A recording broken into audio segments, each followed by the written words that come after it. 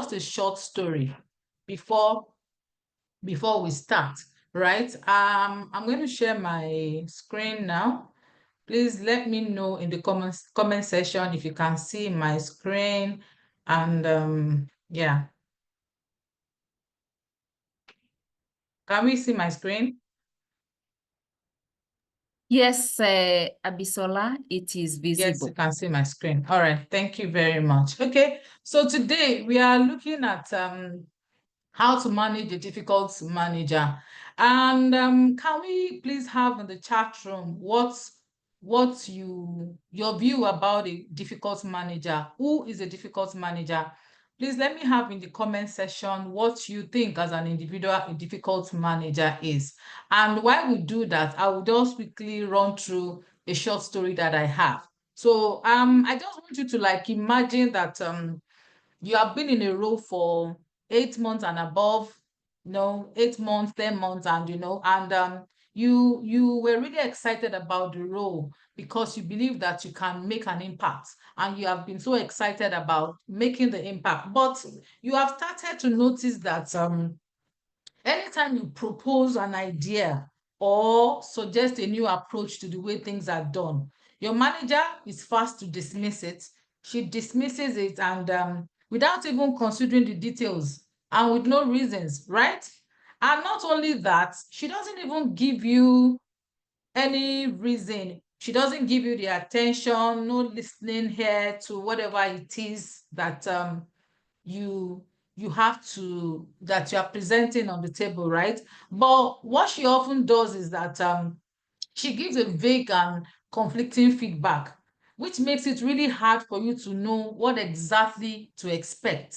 I hope we are following me, right? And one day, after putting a lot of effort on a project, you were given the responsibility to handle the project, and at the last minute, after you have done over 75% of the project, your manager just walked in and told you that the whole work has to be redone.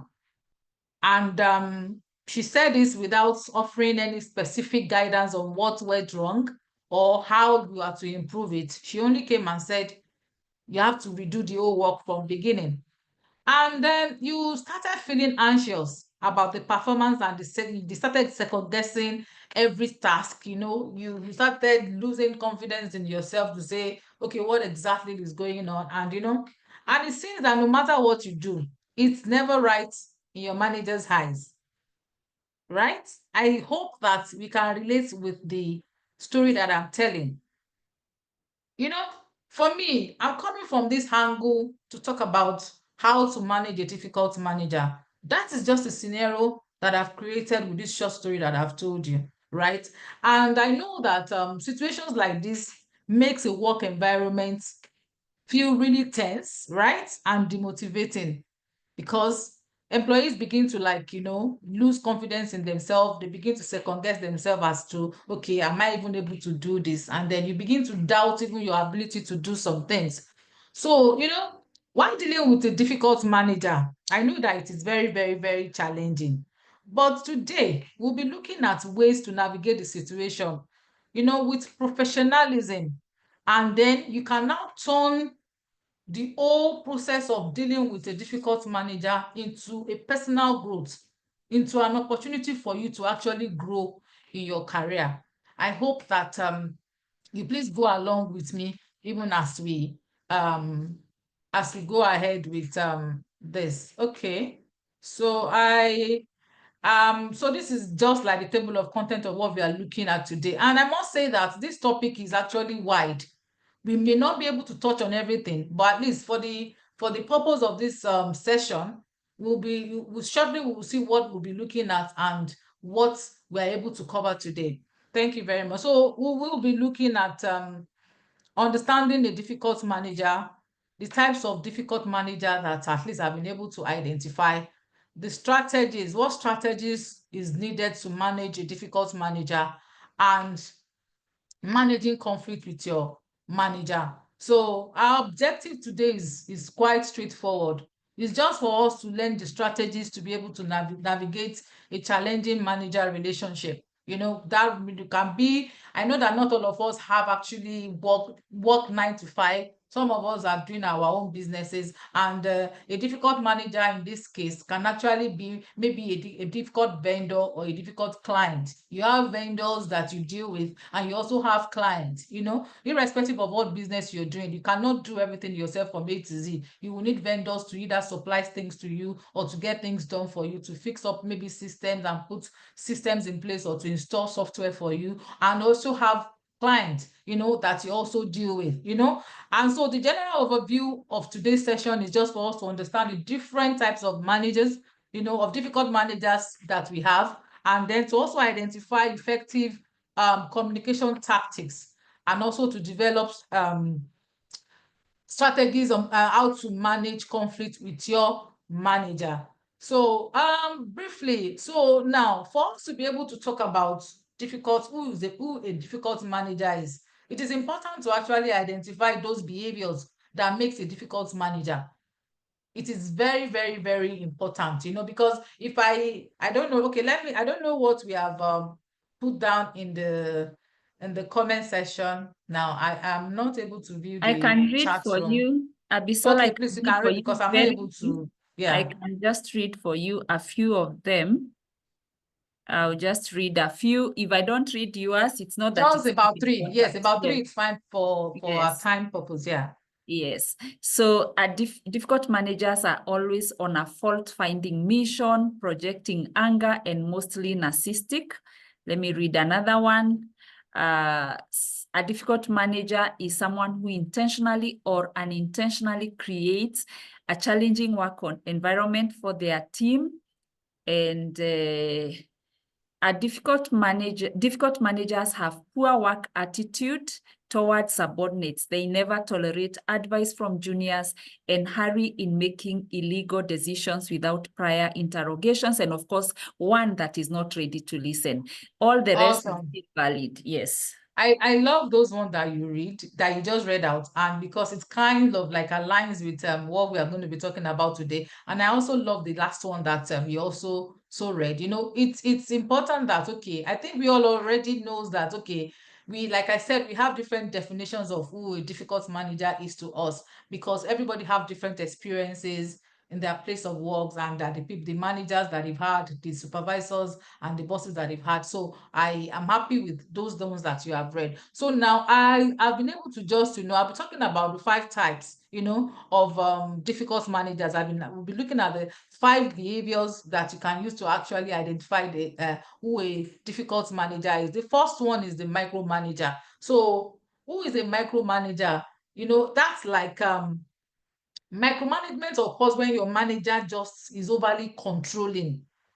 The manager wants to monitor your task every day. He's always coming to your desk, always asking, what are you doing? Takes decision without even asking, okay, how far you have gone. Like now, so those managers that micromanages, the downside to it is that they make a staff to lose confidence in themselves, as if, okay, they cannot use their initiative. Those managers don't give autonomy to staff to do stuff on their own, because they just want to know every detail, even in the little tasks that you see, like maybe, for every role that you have the administrative part. And that is why some senior roles, you see them, that they have personal assistants, right? And those personal assistants are supposed to actually help them with those roles that, quote and unquote, is seen as administrative, right? But you see, for someone that is a micromanager, you will see that they are just controlling, they take over everything. They want, they're always asking for constant updates, even though that is good to have updates of whatever it is your manager has asked you to do, but it must be done in a systematic way. The approach must be systematic, but a micromanager just wants to have every detail. They want you to redo every task, and they leave no room for employees to actually work independently. That is actually a behavior that you need to look out for. I can give like an example of a micromanager. You submit a report, and instead of the manager to provide you with feedback of the report that you have submitted, they will go through those reports line by line.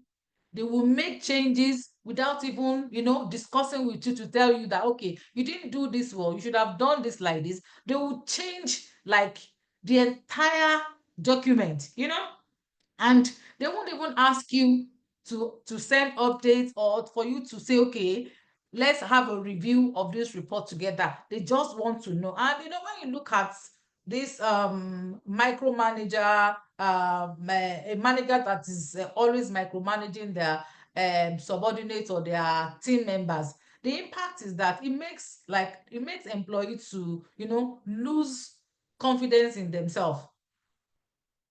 That is just the truth of the matter. It makes them to, because the employees will feel really stifled, they will feel undermined, they won't have any sense of creativity because they are being boxed.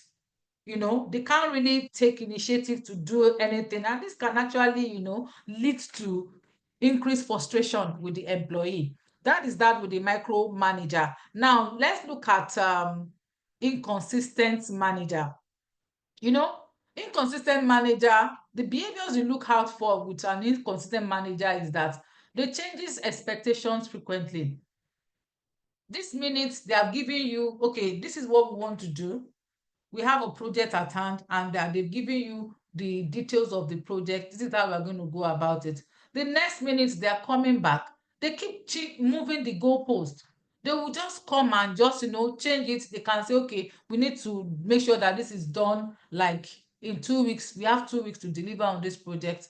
And then they come back again that they say 2 weeks is now 10 days. They keep changing, either they change the whole process to follow or they change the timing. They are just, totally inconsistent. That alone can disrupt the project itself, the project at hand.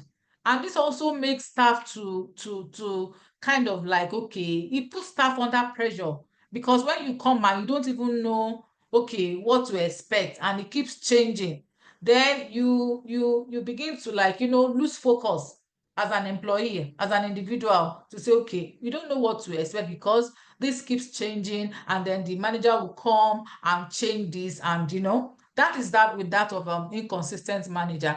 Now, the third behavior is the passive aggressive manager. This kind of managers and supervisors, they just avoid direct confrontation. They know that there is an issue on ground to be discussed, and that you need to like have a sit down with them to talk and to actually, break things down. Either maybe you want to like, get their opinion about something, and they just avoid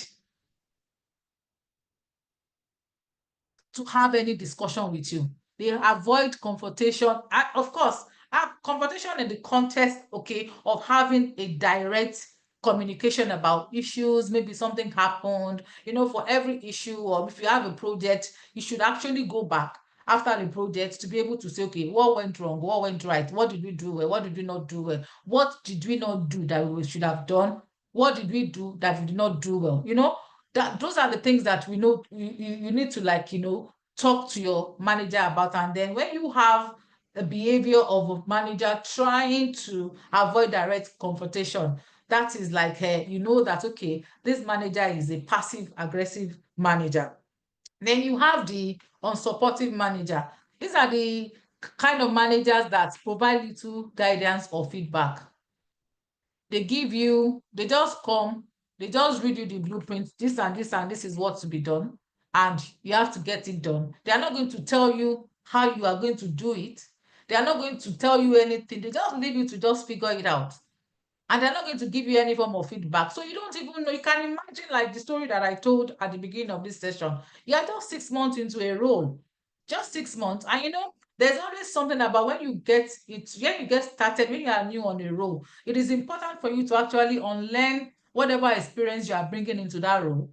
So when you learn whatever experience, because for even though you have experience, most job adverts will say they want experience, so years of experience and all that. But by the time you get on that job, irrespective of the number of years of experience that you have, it is important for you to actually unlearn those experiences that you have, so that you can learn the environment, learn the new people, learn the new role, and how it is done. It is after you have done that, then you now begin to relearn, to know that, okay, your past experience that you are bringing in, which is going to actually align with your new role, and how their modus operandi is in your new role. How can you now merge it together? It is important for you to learn that. And I know that the onboarding is there, and then you also learn on the job, but you still need at least little guidance for you to be able to know, okay, this is how you start, this is how you do this. You need support, especially when you are new on a role. So you have a manager that is just unsupportive. They will not give you any form of guidance, and they won't give you feedback. Whatever you submit it, they go, and then they just try to just, pass the buck and put everything on you. That is that with the unsupportive manager. Then you now have the emotionally unstable manager. Those are when you see a manager that is emotionally unstable, you just see that 1 minute they are okay, they are cool with you. 1 minute you are able to, discuss with them about, okay, can we take this approach? Can we do this? And the next minute they are the next minute they are acting funny. They try to shut you down. They try to just, talk down on you. And this happens, maybe, okay, there are some things that is going on in their lives, or there are things that they are dealing with that, they need to, they bring it over to work. And you see that they begin to, transfer their aggression on you as their team member or as their subordinate. So those are the uh managers that we have been able to, put together to see. So now, when you look at, okay, the how to manage the difficult manager, it is important that you show empathy, right? Number one thing that you need to do before you can manage a manager that is either a micromanager, that is someone that is emotionally unstable, someone that is unsupportive, and it's for you to actually, you develop empathy and perspective. And what do I mean by this? You need to actually understand what exactly is going on with your manager. You try to put them in your shoes. You look at, okay, what exactly is the problem? What can be the problem? What can be the challenge that they are facing? What are they under pressure? It's possible that some managers are also under pressure to meet a deadline from their own manager. So you need to actually understand that. If your ability to understand whatever challenges your manager is having, or whatever pressures, is what actually help you to be able to actually manage whatever relationship you have, work relationship that you have better. Now, you also need to recognize any potential reasons behind their behavior. I know that it's hard work, right? Some may not even let you into their space. How much more you even trying to understand the potential reasons behind their behavior. But you see, you also have to show resilience. You also have to not give up, and you have to keep pushing, because like now, for example, I come into work and I'm looking moody, I'm not happy, and then avoiding me and saying, oh, she has started again, is not the best way. This thing is a two-way thing. There is a lot of ways that you can actually also help your managers, right? But you go in, you see that, okay, maybe your manager is looking moody, and she's just not having it. Every little thing is this and all that, just shouting, talking down at you. You have to be calm. You have to just, be able to approach to say, okay, are you okay this morning? Is there anything I can do for you? And she shouts, and then you go back. But there is always room for you to still like go back. It's not enough for you to go once and say, oh, it's okay. There are some people that you already know that this is who your manager is. So as against saying, she has started again, she's at it again.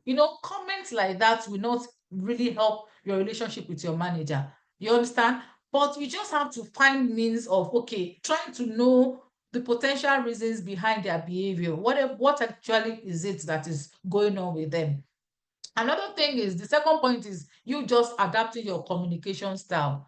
Like now, for a manager that micromanages their subordinates and all that, you can, if you adapt like a communication style with use of data and structure. You just use your data. You may not talk, but at least you use your data. you want to prepare a report, use data, get your fact right, and have a proper structure, especially because by the time like a micromanager is coming to come and ask for updates all the time, oh, change this, change that, and all that, but you have your data in place and you have a structure and you send it to your manager via email and she sees it, she now begins to build confidence in you to know that, okay, this person actually knows what she's doing. This person actually knows what he's doing. And gradually, you are using data to, like, communicate with her to let her know that, okay, you actually can do this and you have a good approach into solving whatever problem it is. You understand? Gradually, she begins to come around. Then whatever interactions you have, a manager that is inconsistent, you make sure you document it. It's very important.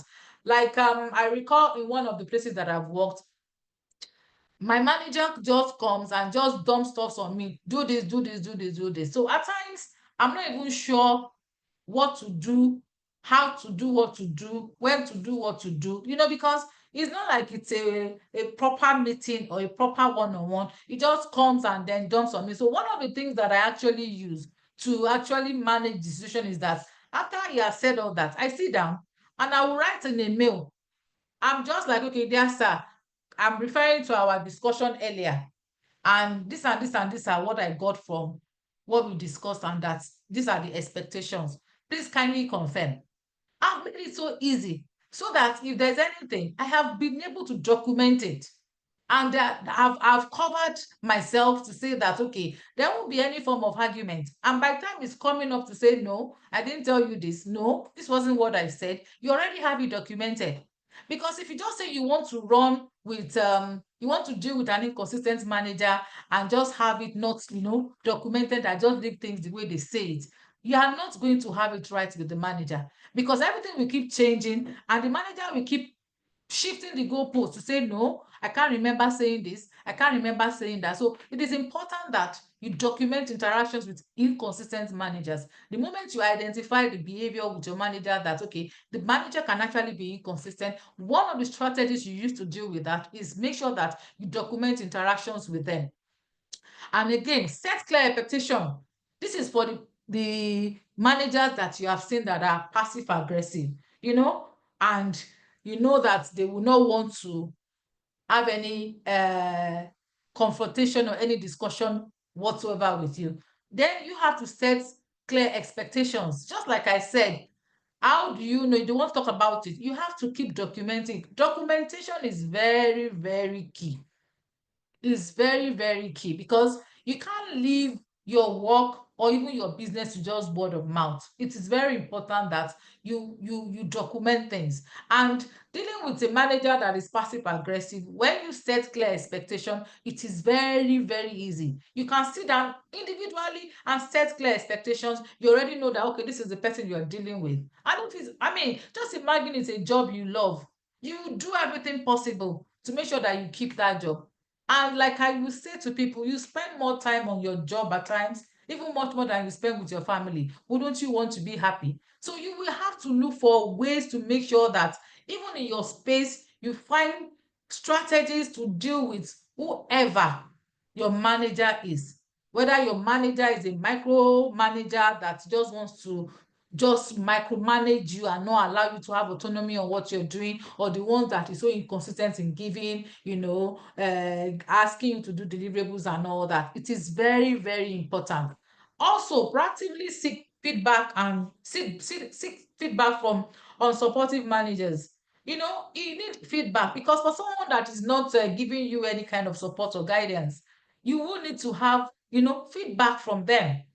And that one, you have to develop, like come up with a systematic approach. You can send it via email, depending on your work tools. Some people use Teams to communicate and all that, and just go and just support the manager. What can I do for you today? How can I be of help and all that?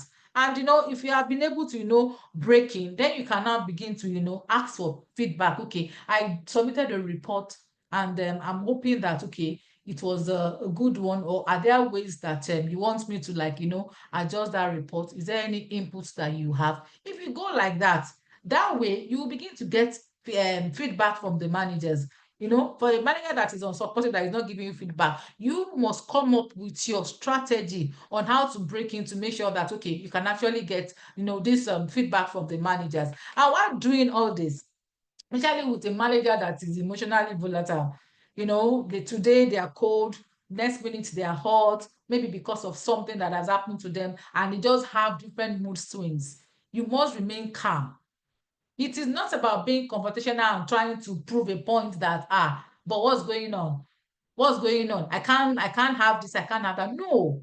One thing that we should know is that managers are also human beings. They have a lot of issues they are going through. And because they are managers, there are things they want to carry themselves in that light.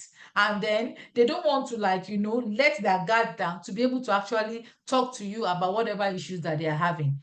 But if you also are supportive, you are able to, meet with them, you just have to remain calm. For a manager that is emotionally unstable, there's no two way about it. You have to really, really be calm.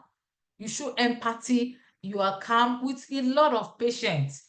And, and that is what will help you to, get through that. Another strategy that I feel that is important, even in our day-to-day life, dealing with even our children, our spouses, and customers and everyone, is effective communication technique.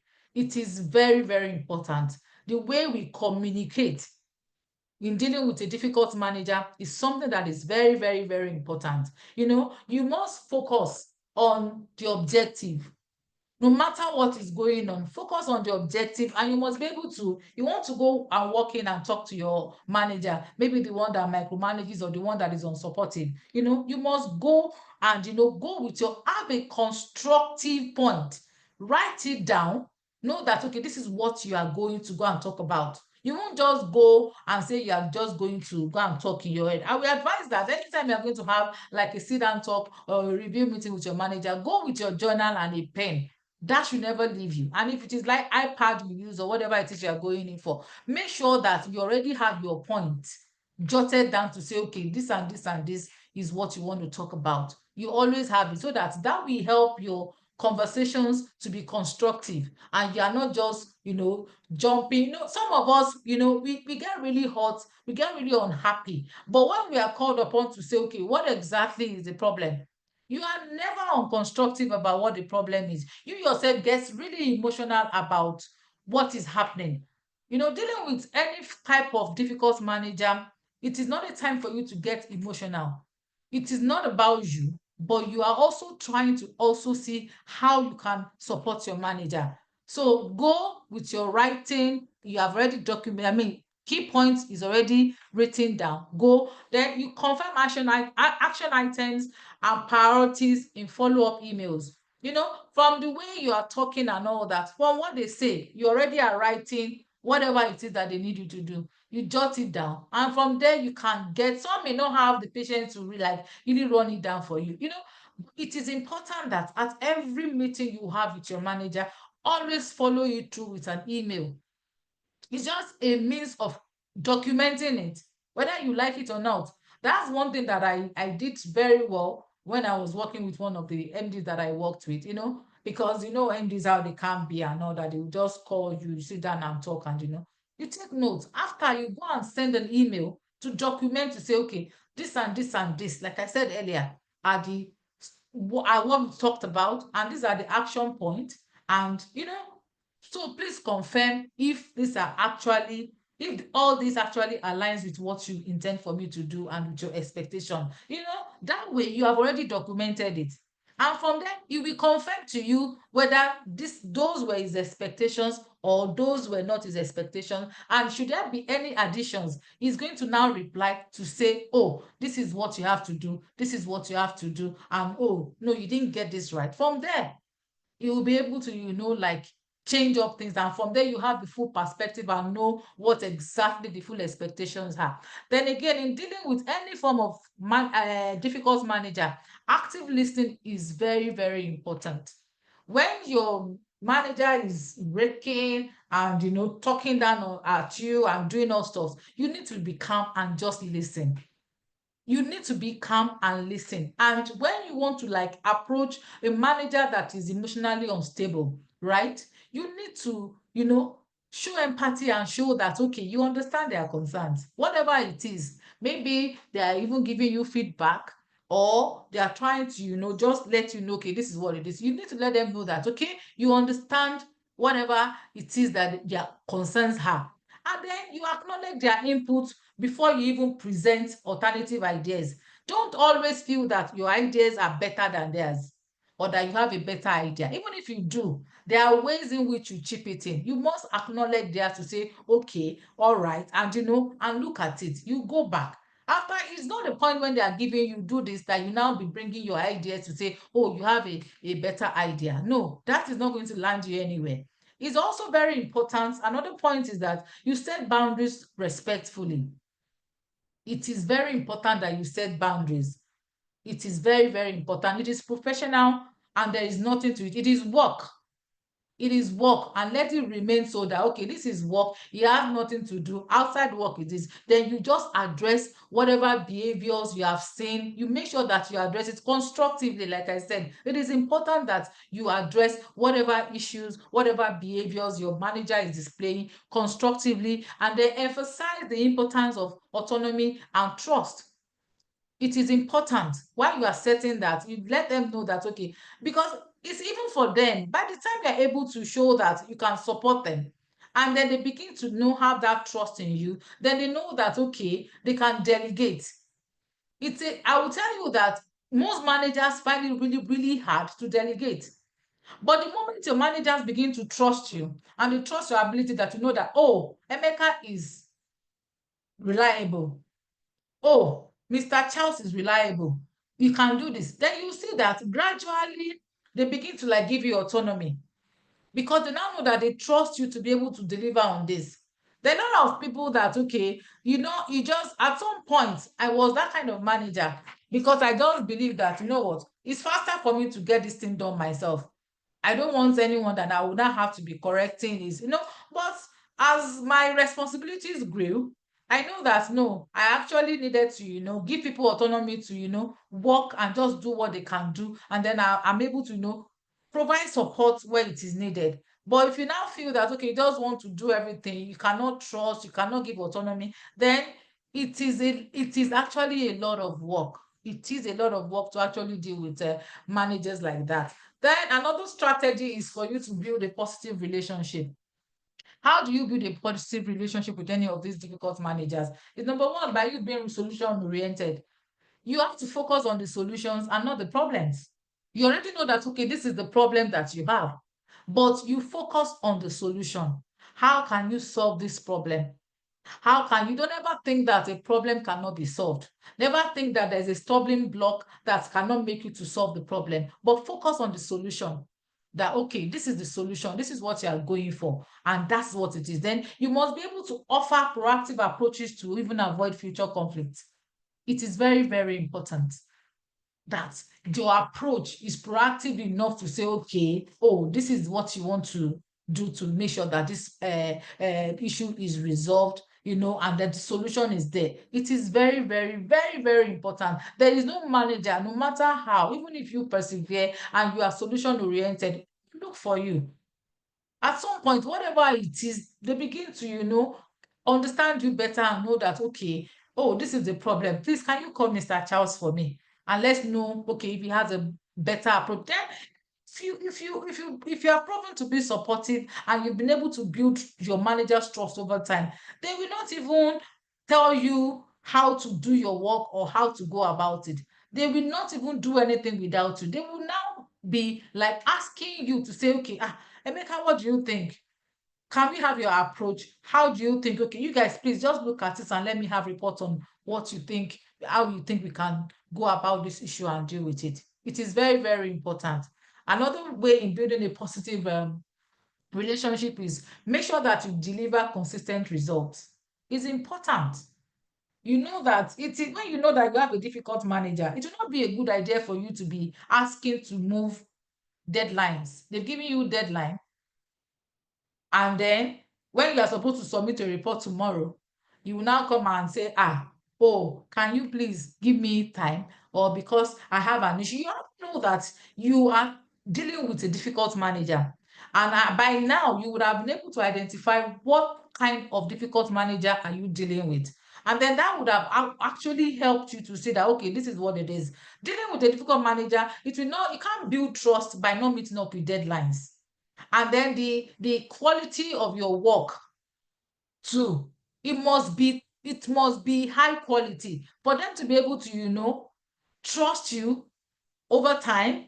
The quality and the standards that you put into your work must be high. It is very, very important. And then again, you cannot work in isolation and expect that you want to build a positive relationship with your so-called difficult manager. You must be able to keep them abreast of what you're doing. You give them updates. Organizations now have different ways that, okay, everyone in a team can actually see the updates of what is going, but you must make conscious effort to give your manager updates. If they have given you, okay, deliver on this and this is what it is, let them know. Even though you have agreed that, okay, maybe it's a weekly update you are going to be having, or depending on what project it is. Some projects, the kind of project you're working on is what determines how often these updates that you give should be. Some can be daily, some can be weekly, some can be bi-weekly, some can even be monthly. You make sure that you do not fail on that. Give updated progress reports on whatever it is that you are. Make sure that you are consistent. It is very important. Meeting of deadline is important. The quality of your work is important. And, continuous progress report is very, very important. Then you must demonstrate emotional intelligence. In every situation, you must have a calm disposition. Whatever it is, the manager is coming, shouting, doing that, your disposition towards such attitudes must be calm. Because if you are calm, some people will want to talk back at their managers, and then how do you think the altercation is going to go? When you begin to have altercation with your manager, how do you think the whole issue and scenario is going to go? There is no how that you are actually going to, because the manager can just even say, oh, I don't want this guy on my team. No matter, even if you were right on whatever it is that you're trying to pass across to the manager, the fact that other people have seen you have altercations with the manager, then they begin to wonder, what kind of person are you? Are you now the one that is being managed, or you are trying to actually manage your manager in a way that you can be like even an opportunity for growth for you? There can't be any growth in you having altercations with your manager. That cannot be any form of opportunity for you to grow. So it is best for you to remain calm in very tense situations, in very, very, very, whatever situation. Maybe a project didn't go well, or it's a customer that is complaining about something, and then your manager wants to bring your head down because something is not going well. You just must remain calm in tense situation. Then validate their perspective and find common ground. You say, I understand your frustration. There's nobody you will say that to when the situation is tense, that will not even find a way to like calm down. That is not the time to say, hey, it's your fault, you didn't give me feedback, I sent you email, you didn't read the emails, and you didn't do, so what am I now supposed to do? That is not when you say statement like that and all that. All you just do as you remain calm is to say, I understand your frustration and I understand your concern. There's no one you will tell that to that is not even going to like calm down to say, okay, this is what this is about. So it is important. And then you must use constructive language when you want to manage conflict with your manager. It is very important, because you always will have, there's no how you're not going to have conflict with this set of managers that we are talking about. So while you are trying to manage the conflict with them, you must use constructive language. Frame concerns as needs and solutions rather than complaints. It is important. It's not, you can't want to manage conflict with your manager and then you are coming out to them to like say complain. You already know that you have an issue that you are trying to manage. So you can't come with complaints. And another thing that you can do when you are using a constructive language is to use I statement to express personal impact without assigning blame. You can say, I take responsibility for that. Sorry Yeah. to interrupt. You have 10 minutes. I have 10 minutes. Okay. All right. I think I will just rush through it. It's very important. Like, okay, I take responsibility for that without you assigning any blame to your manager. Another one is to escalate appropriately, because I tell you that even after you have tried different strategies, there will be a point that it might be required for you to escalate. If the behavior of your manager becomes really toxic, then you go to HR. I believe that there are levels of escalation. You can't just walk up to the MD. The HR is always the first point of call. When, I don't know, it depends on whatever the grievance procedure of your organization is. But I know that for most grievance procedures, you first go, because now if it's like a team member, if the team member is who you're having issues with, you go to your line manager. But now we're talking about manager, right? So I want to believe that, okay, it's with the manager. So when you have these issues and you feel that the behavior of the manager is becoming really toxic, then you go to HR. HR is the first point of call, depending on what the policy is. So after HR is not able to deal with whatever issues it is, they escalate it further to the senior or upper management. And like I said, make sure that you document these patterns of behavior, and it is through email, because like now, someone that you send emails to, series of emails with reminders, no response, you already have like an evidence, so that if there's need for you to like escalate, you already have that. When they ask you that, okay, what did you do, at what point in time did you send it, you didn't get a response. So it is important that you escalate appropriate in managing conflict with your manager. Another thing is, you must practice self-care. You must set boundaries for work-life balance. It is important. Even while you are trying to manage conflict with your manager and trying to manage whatever it is, that is not the point for you to now say, okay, you are supposed to go on leave, you refuse not to go on leave, or you stay extended hours in the office. No, you are not having a work-life balance, even while you are trying to manage these conflicts with your managers. You must seek support from colleagues, from your mentors, even professional networks, because after you feel that you've done all these, your strategies you've shown empathy, you have tried to show support, you have tried to know the reasons behind why your managers behave the way they do and all that, then it is not hard of place for you to seek support. And in seeking support, you must also be careful in choosing the colleagues that you are going to seek support from, so that it will not turn to an avenue for you to start gossiping about the manager. Because when you now start gossiping, you are not going to even be able to support your manager. You won't even be able to get what you are looking for. And there cannot be any opportunity to learn when you gossip about your manager. So you must be able to choose right when you choose to, get support from your colleague. But I believe that with your mentors will always be objective, because your mentors might be within the same office space with you, and they might be outside, it might be outside your workspace and all that. They will be able to provide support for you, to even give you maybe ideas and more practical strategies, because you have a case, maybe you have a scenario that you are currently dealing with. The mentors are able to actually get details of whatever the issues is, and they're able to advise you on what to do, and I'm sure it's one of the things that, okay, for you to be able to like escalate appropriately. And your professional networks too, you can always get support through your professional networks. It is very, very important that, okay, you manage your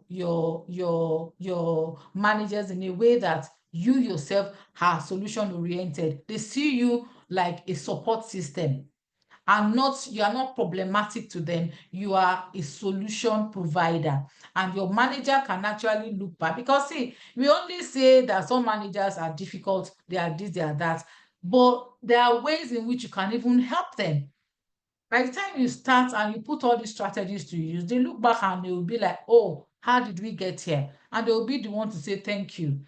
Thank you for supporting me. Thank you for helping me. And then they're able to come out and have a proper discussion to you and give you reasons as to why this is this. And they're able to give you feedback on whatever it is that you require feedback to do. So when you are dealing with a difficult manager, your communication approach is very, very key.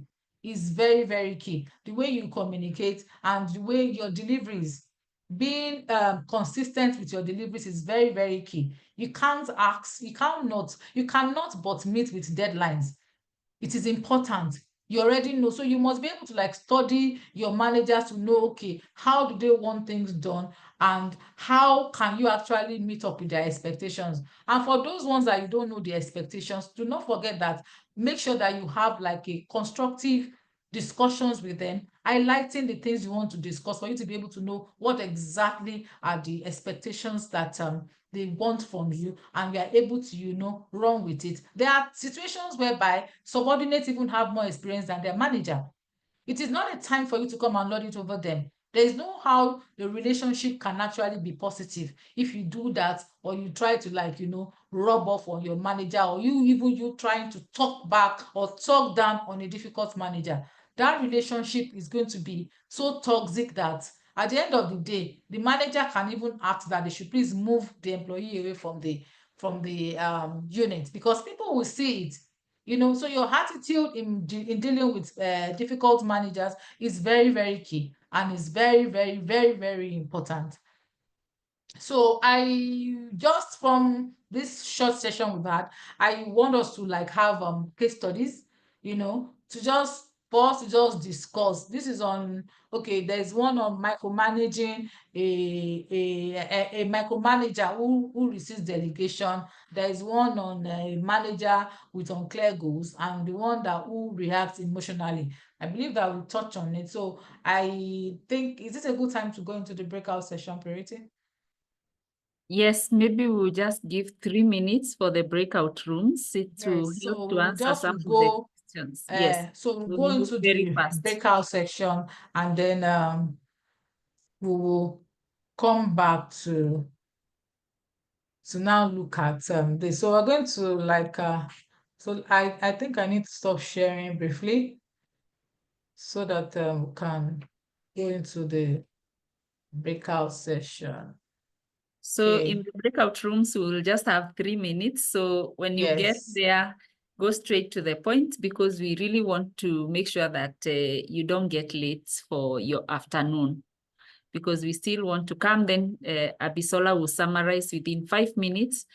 And if there is any question that will not have been answered in through the discussion in the breakout rooms, we will maybe take 2 minutes, and the rest we can always engage later, maybe on email, because of time. It's a Okay. very broad subject. It's very broad. So she has really tried to ensure that you find value, get value out of it. Thank you. All right, so 3 breakout. Okay, so I need to post so I'm going to post the scenario questions in the group chat, so that whatever room you are, you will know which one you are actually going to talk about. I'm going to post the 3 scenarios I think you into can the do the group chat. breakout. I can help you to post the 3 of them. Okay, all Yeah. right. But if and when they have gone into the breakout, will they be able to? Okay, I've seen it though. I think I must have sent it to you now. Purity. Please confirm that you have received it. Have you? Yes, I've pasted. It's what is on your PowerPoint. Okay, Is it? create. Is Yeah. it the scenario 1, scenario 2, scenario 3? Scenario 1, scenario 2, yes. So people that are in room 1, Already on the we chat. do scenario 1, and so the rooms are open now. So you find yourself, please make sure you join the rooms. And what I want you to do is to just read the scenario, read the case study, and then I just want you to just come up with you can put it in bullet points how you will actually deal with the managers in those scenarios. So then after it, you just come back, choose one person. So we have 3 people just talk briefly about how they're actually going to deal with those managers in the scenarios. Thank you, everyone. 3 minutes. 3 Have minutes. 3 minutes. After 3 minutes, so that means this is 11:07. By 11:10, I'm going to close all the rooms for the breakout. Are we all in the rooms now? Is there anyone still out that has not joined the? Yes, I think so, because some people are just moving. So the number I is see. dropping. Yeah, Yes. some of them have not, but we So will we have proceed. 25 minutes. Let's just proceed with people that I have. Some people have joined, some people have not joined. Maybe those are the people that joined the session, but maybe they are at work or something. So We have 2 minutes. I hope that, let me see what room 3 is doing.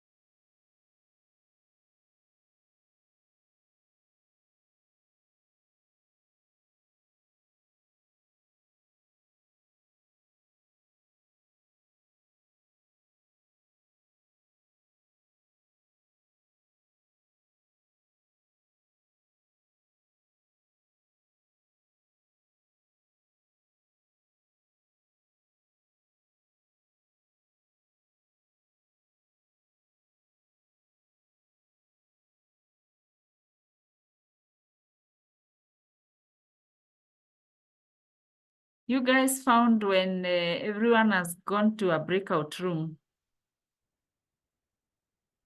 I want to believe so. But we are going to come back here and answer the question. They are just coming back. Do you have any questions? We are moving to the Q&A now.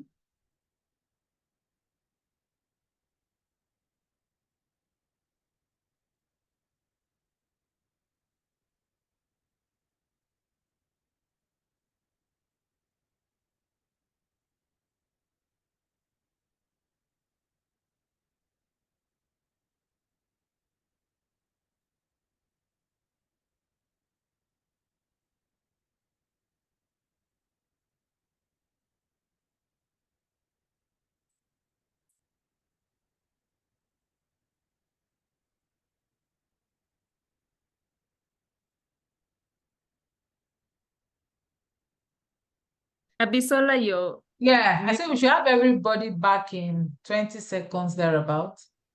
So yes. Maybe we will see the group that was able to discuss maybe in 1 minute, then we can go through the questions. We may not be able to do like a training. I know. Okay. Mm. Everyone will be back in 24 seconds. It's counting down now. Were you able to go to all the groups?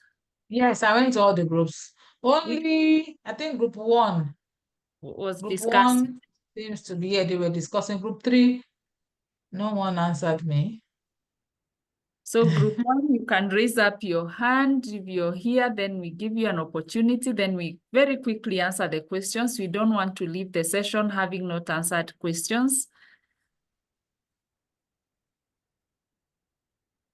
Okay, so who in group 1 is going to tell us what they discussed and how, I think the one is with the micromanager who resists delegation.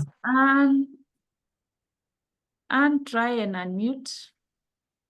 You can be able to. I'm asking you to unmute.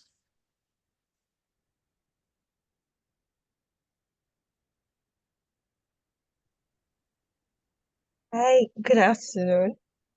Good afternoon.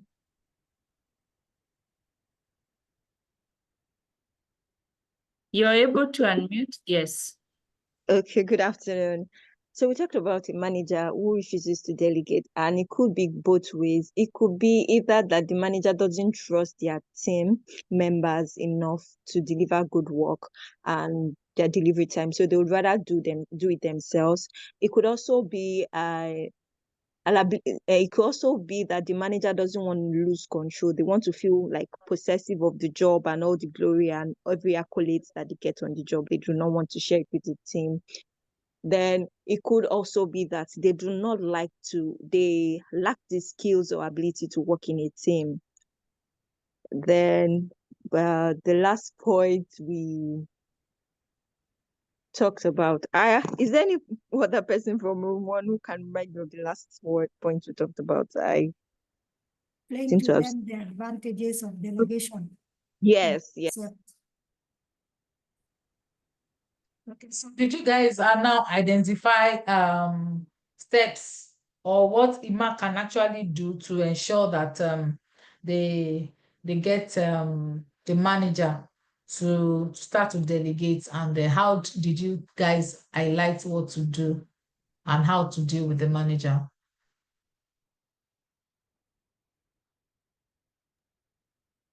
sorry, we didn't have time today to discuss that part. Okay. All right. It's just part of what we discussed earlier. So since it's just because of our time and it's just only room 1 that I've spoken. So I think one of the things that should be done is, regular update is very important, IMA should actually, I would think that IMA needs to establish a weekly email where it gives and summarizes, the milestone that has been covered, and then the current status of the issue and the next step that they are moving into, the proactive communication. We actually assure Lisa, that Emma and the team are on top of their responsibilities. So a regular update is very key. They must offer assurance also. In each update, Emma needs to highlight specific challenges that they're having, the solution in progress, and any areas where feedback is needed, where they can show the team that, okay, is prepared to address potential issues without needing Lisa to intervene directly. That is actually very important, because that will make Lisa to build trust with the team, to know that, oh, they actually can do it and she can actually hands off while her eyes are still on it. Because that's delegation. Your eyes are on, but your hands are off. Other people are working on it, but you are still overseeing to make sure that, okay, everything is okay. And then and the team will demonstrate reliability, that they can actually be relied on to make sure that the project goes on. It's very, very important. And another way that we also can actually, help Lisa and engage with Lisa is to also request gradual delegation. So after you have done all that, you've been able to build trust, you can now ask Lisa to say, okay, can you just delegate? Let us do this. Let us do this. And then we'll be able to, get back to you. By doing that, Lisa will be left with no choice but to make sure that, okay, she actually delegates some of the functions that she's doing to her team while picking someone to be in charge. And that will go a long way to help. Thank you, guys. All right, I don't think we really have time again, so I will just, leave you to Purity. Okay, thank you so much, Abisola. You have tried to actually break down and to give the tips. If anyone was very attentive, they've been able to get the tips very well, because it's a very broad topic. Because you can imagine those categories of managers, the difficult managers, and how to deal with them, And I'm sure if you're here, you're thinking, that difficult manager you've had, are they controlling? Are they emotionally unstable? Are they inconsistent? You must define what the problem is so that you can be able to address it. We need to take the few questions that are on the chat, And if we don't manage to answer them exhaustively, then we will drop an email address here. You can drop your email. We'll really endeavor to help you where we can, so that you can be assisted, but I hope the tips will help. There is also the feedback form on the wall. You can be able to go through it. And just a moment, what has happened to my chat? I'm trying to get back to my chat. Yes, so that I read the questions. There's the feedback form. Okay, there's a question here. I'll start from, I think, down going up. I'll mix them. Is it proper? Bisola, you will just give small tips because of time. We can't be able to exhaust every question because of time. Just give a small tip on every question. Is it proper to give an emotionally unstable manager space, especially if they show you signs that they don't need your support? I'm sure you've already talked about an emotionally stable manager and how to deal with them. But do you need to give them a wide berth? I think, you know, that aggravates the issue. They actually feel like you don't care. But over to you in brief. Yes, thank you very much, Purity. You have just even answered the question with that singular statement you made. You know, you cannot, the truth of the matter is that we are better together and everybody needs support. Some people carry on as though they don't need it, but you should know that there is no manager that do not require your support, no matter how much they carry on. Like I said, with your calm disposition and showing empathy, if you have that at the back of your mind, that is what will make you to keep going back to them to see, how can I help? Do you need me to do anything for you? Is there anything you need me to do? You know, asking those questions constantly at least already knows that your manager will know that, okay, in your heart of heart, you really, really want to support and you need help. So it's not a good thing for you to just say, okay, she doesn't want me to do anything. She doesn't want me to touch anything. You now go and sit down. You won't even feel good with yourself if you do that.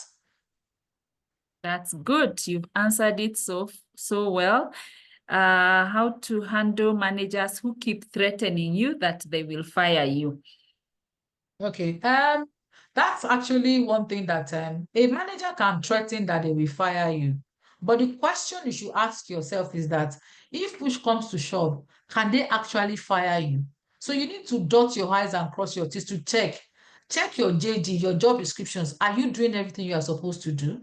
You have your job person specific, not person, your job requirements and what you are supposed to do, the one that you're supposed to deliver on. You know, there are some, when you look at, because what I always advise people is that when you get your JD, break your JD down into person specification and try to break it down to know what is required of you, what kind of reports, and how often are those reports required. If you have been able to, you know, check to see that, okay, you are doing well with your daily reports, you are doing well with your weekly reports, you are doing well with your monthly reports, you have not left any stone unturned, I'm not sure that it will be easy for any manager to fire you.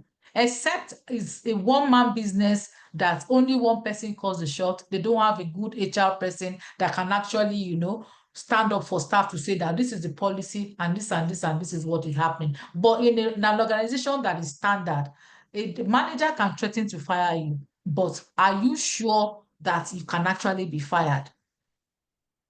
It is your performance that will say it all. It is not so much of whatever issues you're having with some managers and all that. But at the end of the day, when they look at, okay, your performance with data, and when they bring out data concerning you, leave them no choice to say, we do not have any reason to fire this guy. So it's not so much more about the threat. All right. Thank you. Thank you, Abisola. I think that is so spot on. And overall, everyone who is here, in overall, you can actually make sure that you turn around your situation with the line manager, because every manager wants somebody who supports them, somebody who adds value, somebody who gives them solution, somebody who makes them shine when they go to the boardroom. So that's the kind of person that manager is looking for. So you need to make sure that you're in that category so that they cannot be able to fire you if you do your things right. And remember what Abisola said, document, because when push comes to shove, when you're pushed to the wall, what you documented, because I saw somebody asking about what is documenting. Even if they don't respond, you have your ammunition, you have something to go back to. How do you handle a boss who doesn't respond to emails? Let me Okay. read that one and another one. How do you handle on documenting on email? What do you do with managers who don't respond? I think quite a bit on responding. You will put that together. You've talked about the emotionally unstable ones are the most difficult. That someone is saying they are the most difficult I have come across in my work experience. I think you've talked about that bit. You may not belabor on it. And a manager who is not ready to listen. So there is one who doesn't read emails and who is not ready to listen. How do you deal with that? Okay. All right. Thank you very much, Purity. Okay. So for a manager that does not read emails, I think that is where you know when to escalate appropriately. After you have sent an email and you know the importance of what you're sending, you've sent reminders. The standard is for you to at least send 2 or 3 reminders, depending on how urgent the issue of the subject of your email. Then I believe that I will always say that you work in line with the company's policy because it's very, very important. So when you work in line with the company's policy, that will also guide you in knowing how to go about it. So if you have sent 3 reminders and you don't, then you escalate. How do you escalate? You send another reminder and put HR in copy to say that, okay, so by the time HR reads through, then HR will see that you have not actually gotten any emails, any response to your emails, and HR will pick it up from there. You know, it's important. And like I said, it might be HR, it might be maybe an executive director or someone, depending on the policy of the organization. It's very important because whatever you do, you must make sure that it aligns with the policy of the organization. It is very, very important because if you do the right thing in the wrong way, it still leaves you no room or any opportunity for growth. So aligning whatever strategy you adopt with the company's policy is very, very important. So how to deal with the manager that does not respond to email is for you to email and copy either HR or your manager's boss. In as much as if it is the MD that is your boss in this case and is the one that owns it, no, the way you deal with issues in a private and a one-man organization and a public service organization, they are totally different. So I'm talking now from a standard organization perspective that have like a proper standard of procedure of how things should be done. So that's what I would say you should handle. If they are not responding, then you copy their boss, your boss's boss, or you copy HR. Then the second question is Listen. a boss that does not listen. Yeah, so a boss that does not listen is still like it's similar. So, but what you do is that you must be calm.